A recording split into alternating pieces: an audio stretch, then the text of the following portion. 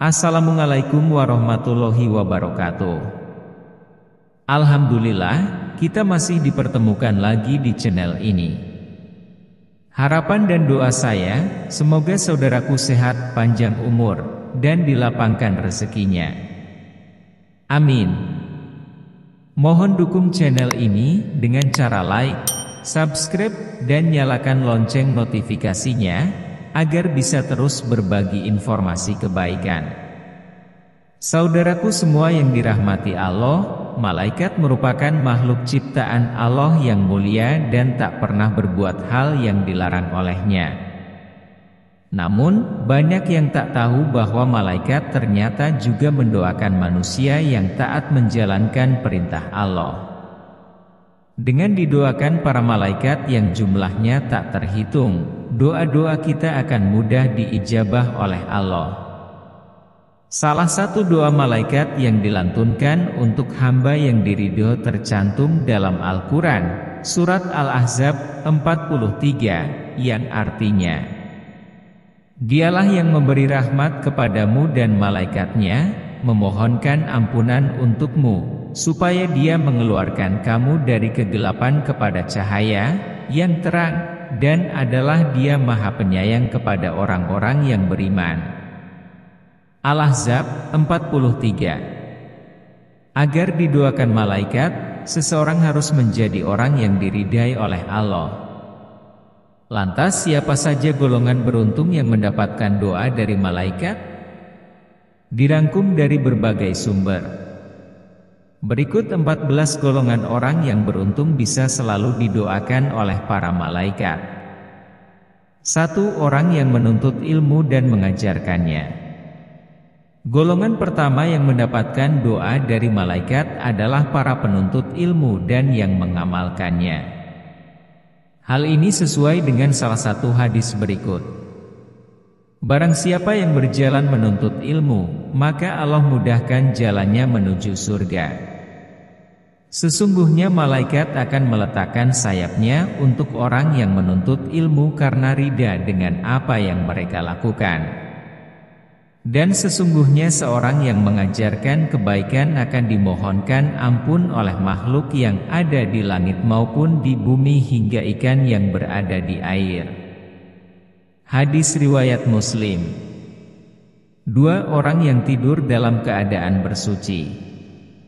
Barang siapa yang tidur dalam keadaan bersuci, maka malaikat akan bersamanya di dalam pakaiannya. Dia tidak akan bangun hingga malaikat berdoa, "Ya Allah, ampunilah dosa si fulan karena dia tidur dalam keadaan bersuci." Hadis riwayat Imam Ibnu Hibban dari Abdullah bin Umar. 3. Orang yang sedang duduk menunggu waktu sholat. Tidaklah salah seorang di antara kalian yang duduk menunggu sholat, selama ia berada dalam keadaan suci, kecuali para malaikat akan mendoakannya, "Ya Allah, ampunilah ia. Ya Allah, sayangilah ia." Hadis riwayat Imam Muslim dari Abu Hurairah, Sahih Muslim 469. 4. Orang yang bersholawat kepada Nabi Muhammad.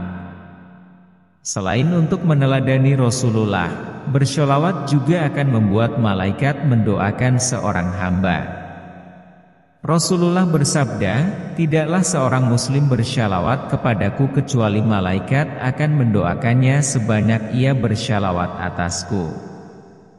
Maka para hamba hendaknya mempersedikit sholawat atau memperbanyaknya. Syahihul Jami 1174, hadis nomor 5620. 5. Orang yang sholat berjamaah di syaf paling depan. Sesungguhnya Allah dan para malaikatnya bersyalawat kepada orang-orang yang berada pada syaf-syaf terdepan. Hadis riwayat Imam Abu Dawud dan Ibnu Huzaimah. 6. Orang yang menyambung syaf sholat berjamaah. Sesungguhnya Allah dan para malaikat selalu bersyalawat kepada orang-orang yang menyambung syaf-syaf. Hr. Imam Ahmad, Ibnu Majah, Ibnu Huzaimah, Ibnu Hibban, dan Al-Hakim meriwayatkan dari Aisyah.